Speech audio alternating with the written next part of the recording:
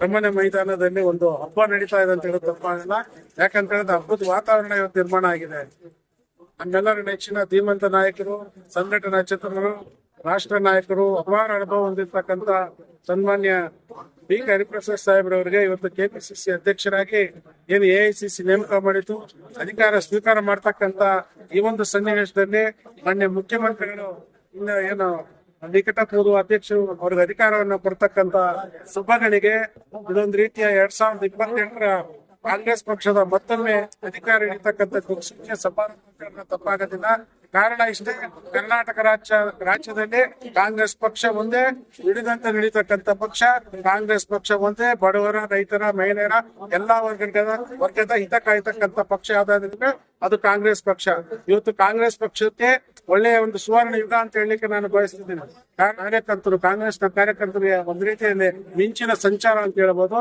ಇದೇ ಸಂದರ್ಭದಲ್ಲಿ ನಾನು ಅವ್ರಿಗೆ ಮನವಿ ಮಾಡ್ತೀನಿ, ಅನೇಕ ಉತ್ತಮ ಸಚಿವರು ಹಿಂದಿನ ಸರ್ಕಾರದಲ್ಲಿ ಕೆಲಸ ಮಾಡಿರ್ತಕ್ಕಂಥವರಿಗೆ ಅವಕಾಶ ವಂಚಿತರಾಗಿದ್ದಾರೆ. ಉದಾಹರಣೆಗೆ ನಮ್ಮ ಗಾಂಧಿನಗರ ಕ್ಷೇತ್ರದಲ್ಲಿ ಸನ್ಮಾನ್ಯ ದಿನೇಶ್ ಗುಂಡೂರಾವ್ ಸಾಹೇಬರು ಒಳ್ಳೆಯ ಕೆಲಸವನ್ನು ಮಾಡಿದ್ದಾರೆ. ಆರೋಗ್ಯ ಇಲಾಖೆಗೆ ಒಳ್ಳೆ ಗಮನವನ್ನು ಸೆಳೆದಿದ್ದಾರೆ. ಅವರದ್ದೇ ಆಗಿರ್ತಕ್ಕಂಥ ರೀತಿಯಲ್ಲಿ ಭ್ರಷ್ಟಾಚಾರ ರಹಿತ ಎಲ್ಲಾ ವರ್ಗದವರನ್ನ ಕಾಯ್ಕೊಂಡು ಒಳ್ಳೆ ಕೆಲಸವನ್ನ ಮಾಡಿದ್ದಾರೆ. ಅಂತ ನಾಯಕರಿಗೆ ಮೊದಲನೆಯ ಸಚಿವ ಸಂಪುಟದಲ್ಲಿ ಅವ್ರು ಎಲ್ಲೋ ಒಂದು ಕಡೆ ಚಾನ್ಸ್ ತಪ್ಪೋಗಿದೆ.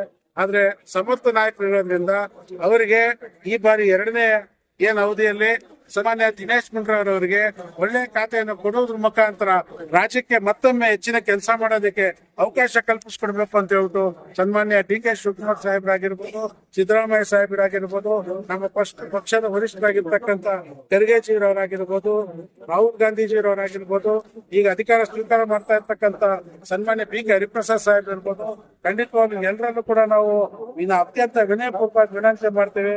ನಮ್ಮ ದಿನೇಶ್ ಗುಂಡೂರಾವ್ ಸಾಹೇಬ್ರಿಗೆ ಗಾಂಧಿನಗರದಿಂದ ಮತ್ತೊಮ್ಮೆ ಸಚಿವ ಸಂಪುಟದಲ್ಲಿ ಅವಕಾಶ ಮಾಡ್ಕೊಡ್ಬೇಕಂತ ಕೇಳ್ಕೊಳ್ತೀವಿ. ಇದೇ ಸಂದರ್ಭದಲ್ಲಿ ಗಾಂಧಿನಗರ ಮತ್ತು ಎಲ್ಲ ಜನರ ಪರವಾಗಿ ನಾವು ಸನ್ಮಾನ್ಯ ಬಿ ಹರಿಪ್ರಸಾದ್ ಸಾಹೇಬ್ರವರಿಗೆ ಅಧಿಕಾರ ಸ್ವೀಕಾರ ಮಾಡ್ತಕ್ಕಂಥ ಈ ಶುಭಗಳಿಗೆ